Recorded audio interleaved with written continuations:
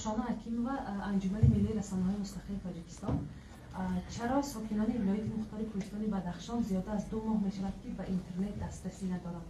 سبب چیست و مشکل کی برطرف می‌شود؟ خب سوال دیگر 15 فوریه این سال مهلتی از نو به قیدگیری سیم کارت ها با شناسنامه نو به انجام میرسد. شما 2 هفته پیش به خبر گفتید که 2.4 میلیون سیم کارت تا حال با شناسنامه نمونه سال 1996 در قید هستند. تقدیم این سیم کارت ها بعد از 15 فوریه چی میشه؟ تشکر. مانند همین سوال با اگر سوال باشد میچید. بله تشکر. همگان میدونند که در تمام تشکر برای همتون زنده باشید. ما را همچنین یک گپ است که در تمام حدود جمهوری تاجیکستان سیستم علاقه موبیلی قالب GSM با اینترنت موبیلی علاقه ثابت اینترنت ناقلی فعال کار کرده ایستاده‌اند طبق قانونگذاری جمهوری تاجیکستان و طبق طلبات ها و چی میگن استانداردهای اروپایی و بین المللی. و گفتنی هستم که امروز همتون بهتر میدونید که اطلاعات یعنی معلومات با رقم یکی واسطه های اخباری تاثیربخش نفوذدار تبدیل و مبادل گردیده است. به سبب نیست که ما در دور زمان اوج رواج اطلاعات مقاومت اطلاعاتی و جنگ های اطلاعاتی زندگی کرده ایستاده ایم. افراطگرایی اطلاعاتی نوی خدمت رسانی الکترونی اکنون نیرو میگیرد.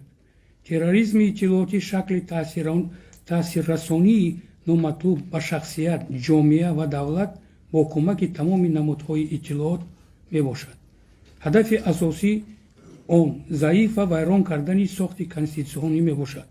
با این مقصد آنها نیروها و واسطه‌های گوناگون از اجنت‌های خدمات مخصوصی خارجی و واسطه‌های اخبار عامه وطنی خارجی را جلب می‌نمایند. مثل همه گونه انرژی یعنی قوه اطلاعات می‌تواند هم ایجادی و هم خراب کننده باشد. طبق قانونگذاری جمهوری تاجیکستان در اساس قانون علاقه برقی ماده 33 و 34 قانون جمهوری تاجیکستان ما وظیفه‌دار هستیم که تأمین امنیت اطلاعاتی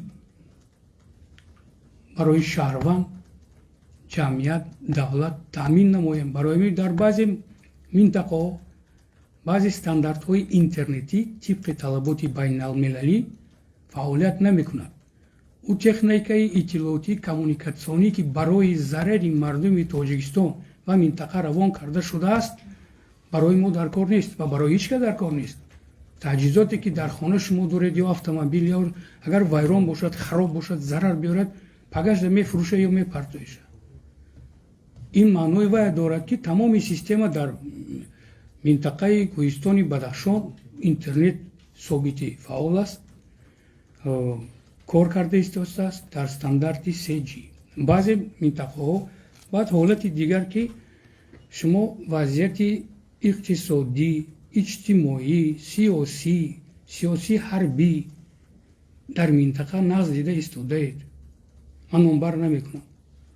برای بحر تامین امنیت شخص جمعیت تکرار میکنم دولت ما تمام قوه و سیستمی که داریم سفربر میکنیم و در همکاری با مقامات های حفظ حقوق وطنی کار و فعالیت میکنیم. این وظیفه جانی هر یک شهروند است از آن جمله از آن شما. تشکر. سوال در اینترنت در بدخشان ما یکم جواب نگرفتیم. مشخصا چرا این وضعیت پیش اومده؟ ساکنان 2 ماه زیاد میشود اینترنت ندارند. چرا این وضعیت پیش اومده؟ شما سوال یا که نمیخواهید شنیدن اما مشخصا سوال گفتم. من جواب شما پورا نمیشم که یکم تو در جواب شما مثلا بخش مستقیم رفته ایستاده است در شهرها ساکنانی ولایت مختار کوهستان بدخشان که در شهر دوشنبه زندگانی دارند میگن در بدخشان اینترنت وجود ندارد. ما نمیتوانیم که با اعضای عائلمون طریق اینترنت مثلا با واسطه ما گفتم که تلفنی موبیلی کار کرده است. تلفنی موبیلی تلفنی موبیلی تمام سیستم در قالب 2G کار کرده است. بعضی منطقه بعضی نهادهایی که شرط و ضرورا استفاده برای اینترنت ҳам интернети собит яъне ноқилӣ ва ҳам интернети мобилӣ фаъолият дорад, лекин тибқи қонунгузори ҷумҳурии Тоҷикистон моддаи 33, 34 қонун дар бораи алоқаи барқи баҳри пешгирӣ намудан, таъмин намудани амнияти шаҳрванд, ҷамъият, давлат, амнияти иттилоотӣ баъзе чорабиниҳои техникӣ гузаронда мешавад. یعنی محدودیت محدودیت است. чорабиниҳои техникӣ یعنی